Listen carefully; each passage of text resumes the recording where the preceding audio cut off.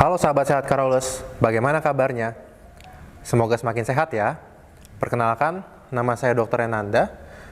Pada bulan Maret ini merupakan bulan yang spesial karena kita memperingati World Kidney Day 2023 atau Hari Ginjal Sedunia yang bertemakan Kidney Health for All, preparing for the unexpected, supporting the vulnerable. Rumah sakit St. Carolus juga punya tawaran menarik nih untuk meningkatkan kesehatan ginjal kita. Bisa kita lihat di sini.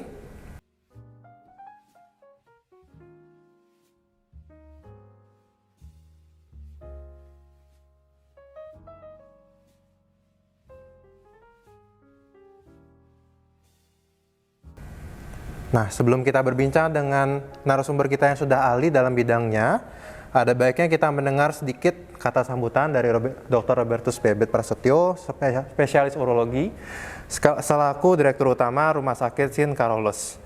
Kami persilahkan, Dok. Terima kasih. Halo sahabat sehat Carolus. Perkenalkan saya Robertus Bebet Prasetyo, Direktur Utama Rumah Sakit St. Carolus. Dengan ini saya mengucapkan selamat Hari Ginjal Sedunia tahun 2023.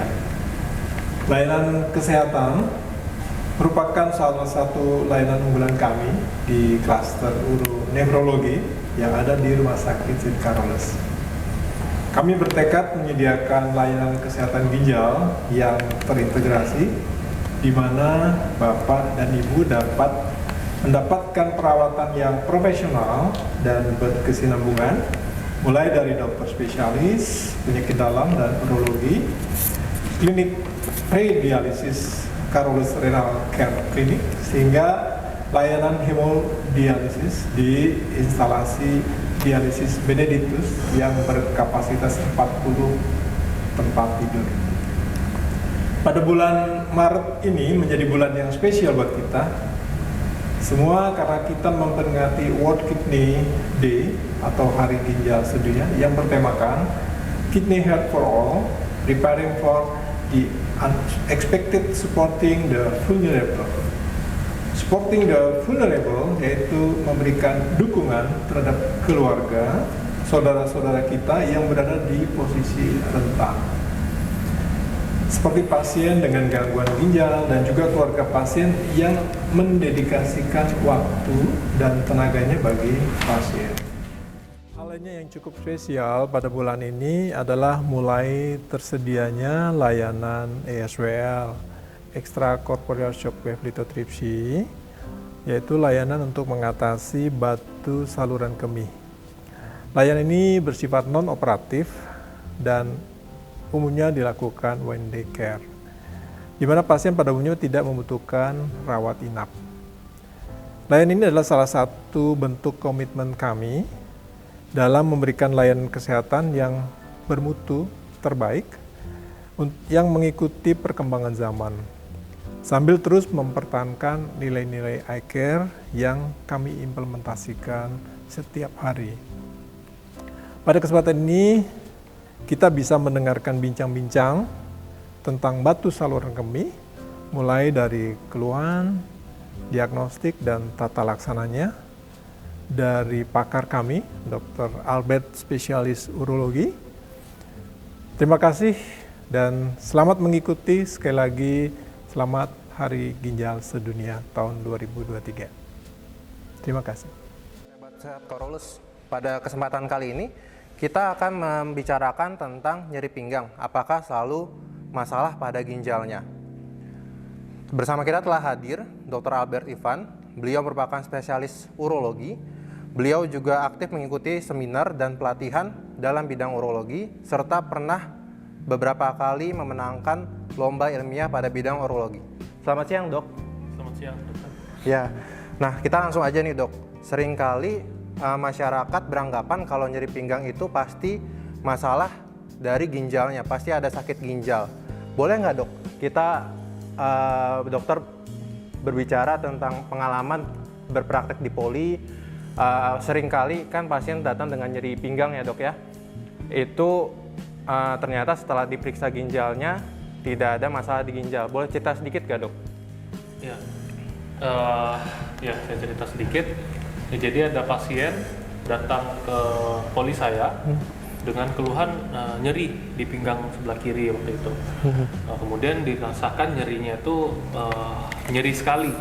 Jadi sampai mukanya meringis. Nah, nyerinya itu dirasakan menyebar dari pinggang sini ke bawah ke arah pangkal paha. Jadi nyebarnya ke sini. Nah, kemudian kadang dia disertai dengan mual dan muntah. Mengeluh nyerinya itu sekitar kurang lebih 2 hari dan hilang timbul. Nah, kemudian saya coba lakukan pemeriksaan dengan USG. Ternyata ditemukan bahwa ginjal sebelah kirinya itu bengkak. Bengkak. Jadi kenapa bisa bengkak ginjal sebelah kirinya itu?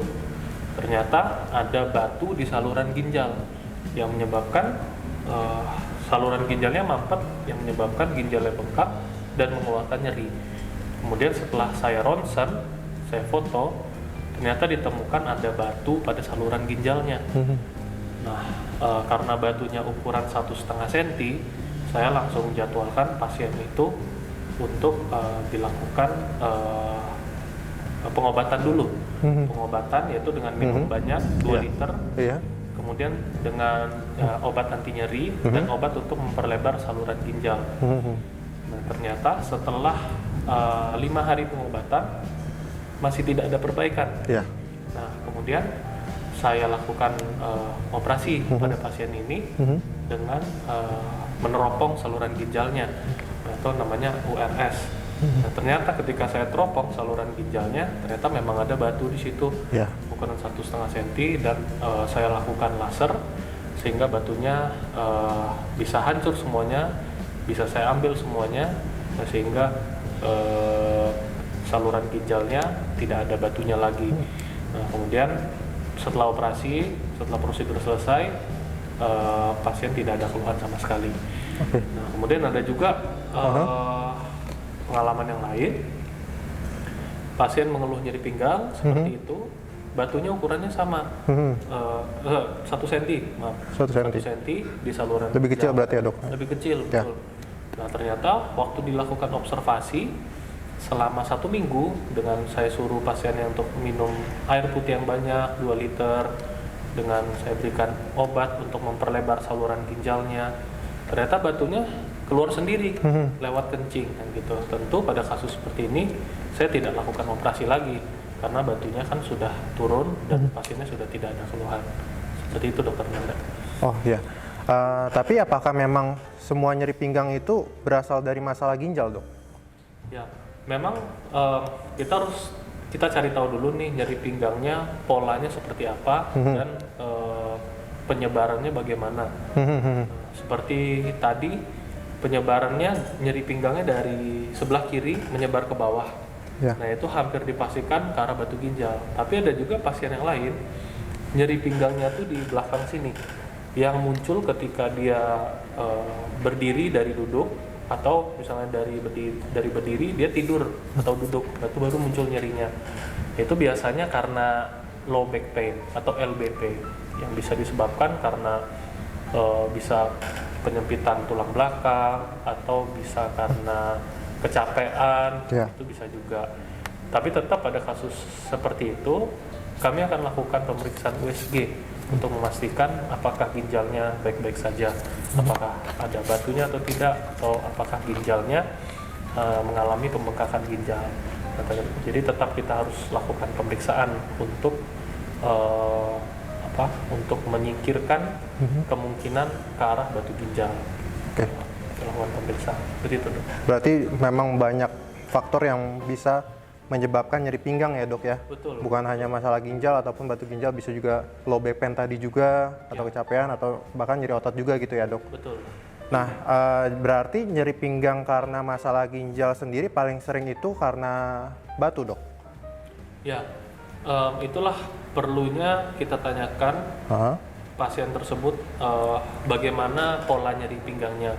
Nah, kalau nyeri pinggangnya di kedua pinggang sini, di daerah bawah, itu jarang ke arah batu ginjal. Tapi kalau dia nyerinya tajam, dirasakan sakit sekali dan menyebar, ini aja inti dari batu ginjal nih, Nah, nyerinya itu dirasakan menyebar Menyebar. dari pinggang, menyebar ya ke bawah atau ke belakang, Ke selangkangan berarti ya dok? ke selangkangan. Oh iya.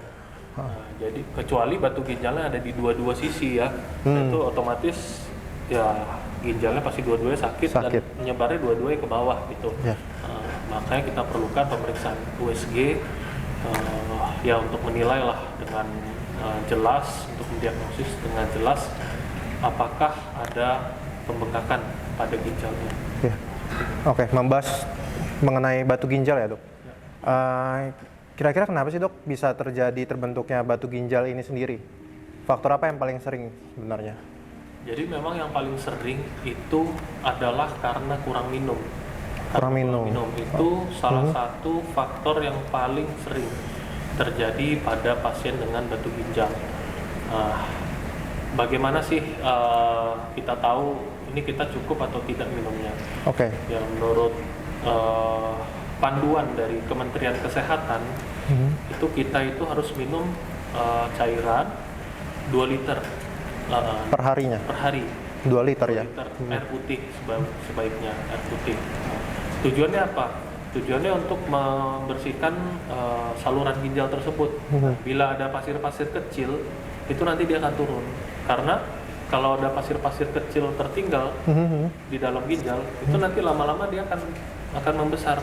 Nah, kemungkinan dan kemudian nanti bisa menjadi lebih besar, menjadi batu ginjal gitu. Oke. Nah, itu salah satu penyebab yang tersering karena kurang minum. Ada juga penyebab yang lainnya karena sering makan makanan asin, kemudian banyak makan protein hewani, daging merah ya, daging merah seperti daging kambing atau daging sapi. Nah, kemudian bisa juga akibat ada faktor yang lain, contohnya pasien dengan gangguan prostat gitu, itu kan dia susah kencingnya, sehingga itu bisa juga menyebabkan faktor risiko terbentuknya batu, bisa batu pada sistem saluran kemih, contohnya batu pada kandung kemih ya. Nah, kemudian ada juga kondisi yang lain seperti asam urat.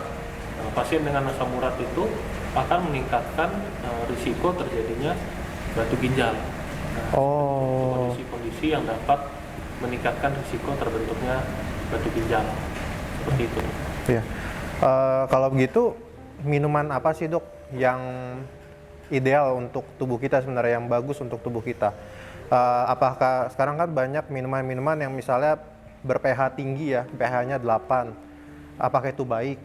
Kemudian juga misalnya setiap hari misalnya saya ngopi atau minum teh atau minum soda, apakah itu juga baik untuk ginjal kita sendiri gitu? Ya, baik. Jadi yang disarankan dari Asosiasi Urologi di seluruh dunia itu disarankan bahwa kita minum air pH yang netral. pH netral itu ada pada air putih sama susu. Susunya bukan susu coklat, susu putih. Itu dia pH yang netral. Jadi itulah yang disarankan sebenarnya untuk mencegah risiko terjadinya batu ginjal. Nah, seperti itu. Jadi pH-nya dia harus normal, bukan terlalu tinggi atau terlalu rendah. pH yang normal ya. Yang normal, betul. Minumnya juga harus seimbang berarti ya dok ya. Jangan terlalu kebanyakan, jangan terlalu kedikitan juga berarti. Betul. Jadi yang disarankan adalah 2 liter sampai 2,5 liter air putih atau susu per hari. Tapi memang jangan susu semua ya. Harusnya air putih. Susunya cukup segelas aja. Segelas sehari. Memang kalau misalnya ada batu ginjal terus kita biarkan gitu dok, bahayanya apa sih dok sebenarnya? Bahaya pada batu ginjal yang paling sering adalah infeksi pada sistem saluran kemih. Nah, infeksi itu bisa menyebabkan keluhan seperti nyeri pinggang, kencingnya terasa panas, anyang-anyangan, sering ke belakang, kencingnya tidak puas, sudah kencing nih, beberapa saat kemudian pengen kencing lagi. Nah, itu merupakan kondisi yang pasti akan mengganggu kualitas hidup pasien karena dia akan terganggu karena sering ke belakang. Itu yang pertama untuk infeksi. Yang kedua adalah bila batu ginjalnya tersebut menyumbat saluran ginjal, otomatis ginjalnya menjadi bengkak. Posisi ginjal yang bengkak dalam waktu lama itu akan menyebabkan penurunan fungsi ginjal, yang ujung-ujungnya ginjalnya ini tidak berfungsi. Oh. Jadi akibatnya gagal ginjal. Gagal ginjal. Betul, seperti itu. Yang paling ditakutkan adalah gagal ginjal. Nah, sahabat sehat Carolus, kita kan sudah tahu nih bahayanya apa. Lalu bagaimana ya dok cara mencegahnya selain kita minum yang cukup tadi, minum air putih dengan pH yang seimbang. Terus kapan juga kita harus screening dan kapan sih kita harus bawa segera ke rumah sakit dengan pasien-pasien yang nyeri pinggang ini? Jadi pada kasus batu ginjal ini, kapan kita lakukan screening? Sebenarnya bila ada nyeri pinggang yang muncul, bilang timbul. Kenapa? Karena batu ginjal ini tidak selalu menyebabkan nyeri. Enggak selalu dok? Tidak selalu. Memang paling sering, tapi tidak selalu. Oh. Jadi kalau batu ginjalnya dia tidak menyumbat saluran, Nggak sakit dia itu? nggak sakit, nggak menyebabkan keluhan sama sekali. Oh. Pada beberapa pasien, ketika kita lakukan screening untuk nyeri pinggang yang tidak terlalu nyeri, ternyata memang ditemukan batunya malah ada di satu ginjalnya itu penuh, atau kita namakan Stackhorn atau batu tanduk rusak.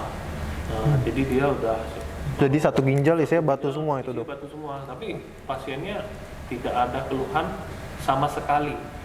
Nah, memang kelihatan aneh, ya, tapi itu yang terjadi. Kemudian untuk screeningnya memang tidak ada batasan pasti sih. Yang penting pasien tersebut ya tadi ada riwayat nyeri pinggang, ada riwayat anyang-anyangan atau sering ke belakang dan sering kencing tidak lampias, tanda-tanda infeksi saluran kemih.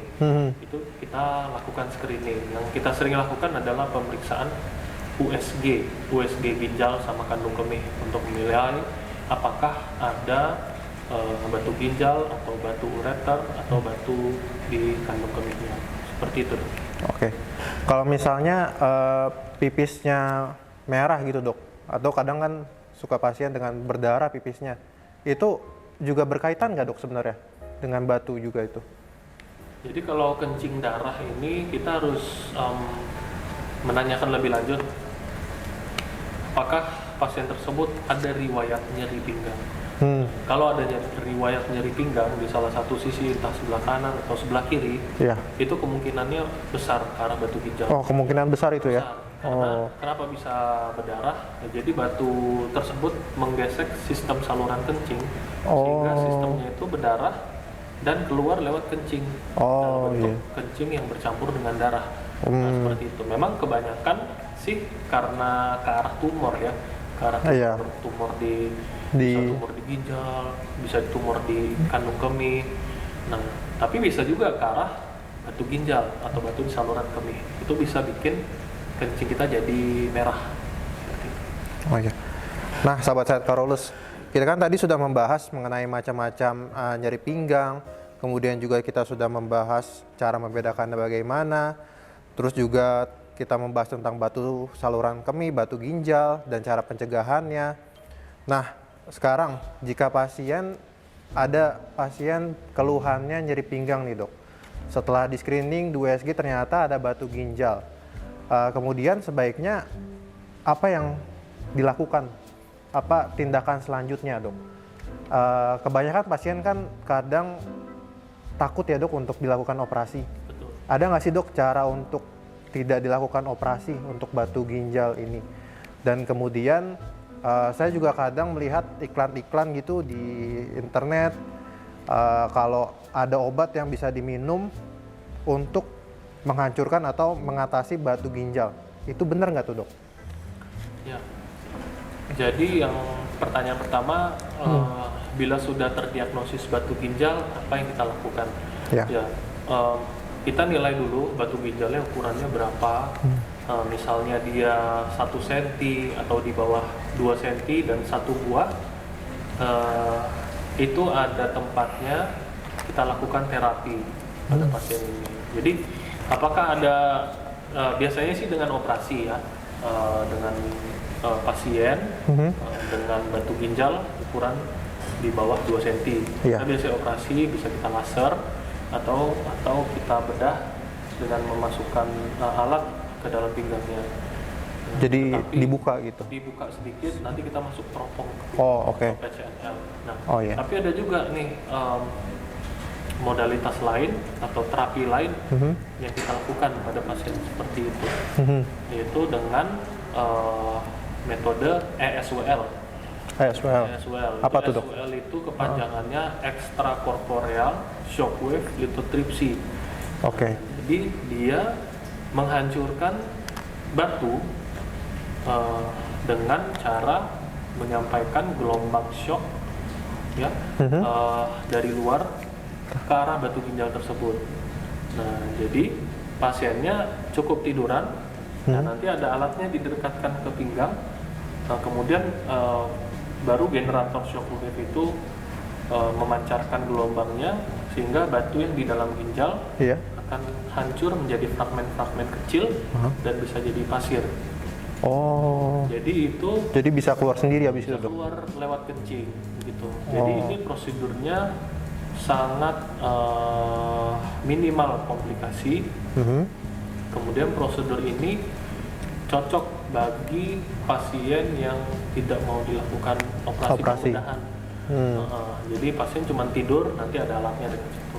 Dan bisa langsung pulang setelah prosedur. Bisa langsung pulang, Dok? Bisa. Oh. Bisa langsung pulang dari rumah sakit setelah prosedur ESWL ini dilakukan. Seperti itu, Dok. Oh ya. Berarti ini sakit gak sih, Dok, sebenarnya dilakukan ESWL ini? Ini semacam gelombang kejut gitu ya berarti, Dok? Betul, semacam gelombang kejut. Nanti yang hanya kita dengar itu suaranya aja. Suaranya? Deng, deng, deng, deng. Nah, seperti itu. Kalau nyeri, ada nyeri sedikit tapi tidak terlalu nyeri. Memang sebelum prosedur dilakukan, kita akan memberi pasien ini anti nyeri. Oke. Obat anti nyeri yang diharapkan ya pasien tidak bergerak-gerak waktu prosedur dilakukan, karena bila bergerak-gerak otomatis batu yang ditargetkan oleh alat tersebut dia akan bergerak-gerak sehingga tidak tepat sasaran. Oke. Jadi itulah nanti kita berikan pada pasien ini obat anti nyeri ketika prosedur ESWL ini dilakukan. Oke.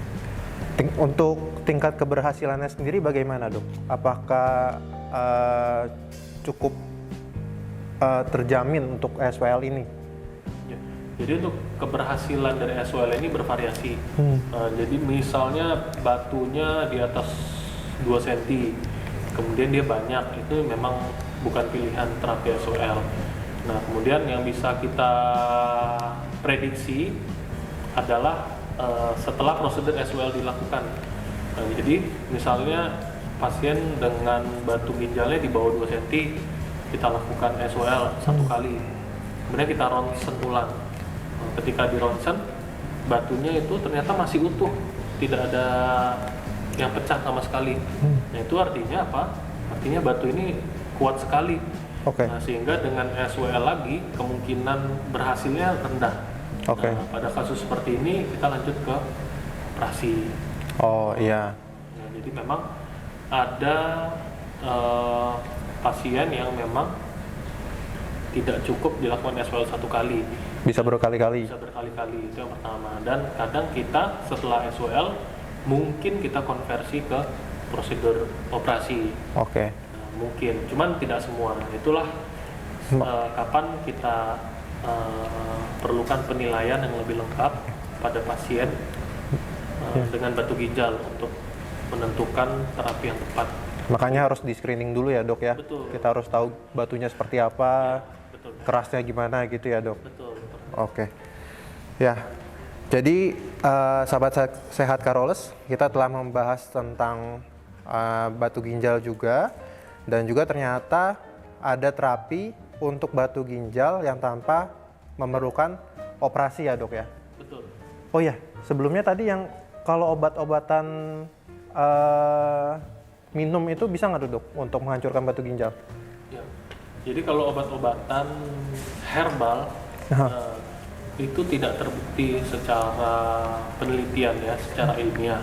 Nggak terbukti selama ini? Tidak terbukti secara ilmiah. Oke. Cuman memang pada beberapa penelitian yang bukan ilmiah ini bisa efektif gitu. Nah, cuman kami sih dari Asosiasi Urologi tidak menyarankan obat herbal ini karena tidak terbukti secara ilmiah. Oke. Nah, mungkin yang dicapai dari efek obat tersebut karena kita banyak minum, dan kadang obat herbal tersebut ada yang bikin kencingnya banyak. Oh. Jadi turun karena produksi kencingnya banyak. Produksinya Iya. banyak. Nah, jadi Makanya dia keluar gitu. keluar batunya. Seperti itu. Oh, jadi belum terbukti ya dok ya? Belum. Jadi memang obat herbal ini tidak kami sarankan. Tidak Daripada disarankan. itu, lebih baik kita lakukan prosedur tadi SWL itu karena komplikasi yang cukup rendah. Oke. Gitu, Dok. Nah, sahabat sehat Carolus, sebagai upaya dalam meningkatkan kesehatan ginjal dan dalam memperingati World Kidney Day 2023, saat ini Rumah Sakit St. Carolus telah menyediakan layanan ESWL yang hanya membutuhkan kurang lebih 1 jam saja. Jadi, untuk sahabat sehat Carolus yang masih perlu beraktivitas ataupun masuk kerja besok harinya dan juga takut nyeri, tenang saja karena dengan ESWL ini nyerinya hanya minimal dan jadi tidak mempengaruhi kegiatan sehari-harinya. Untuk info lebih lanjut, jangan lupa untuk follow media sosial kita di Instagram dan di TikTok @rscarolusjakarta, Twitter @rscarolusjkt, serta YouTube Rumah Sakit St. Carolus. Sahabat sehat Carolus, kita telah tiba di penghujung acara pada sesi kali ini. Semoga talk show kita pada hari ini, terutama yang telah disampaikan oleh Dr. Albert, dapat bermanfaat bagi kita sehingga kita dapat meningkatkan kesehatan ginjal kita juga. Sekian dan terima kasih. Semoga kita dapat bertemu di lain kesempatan.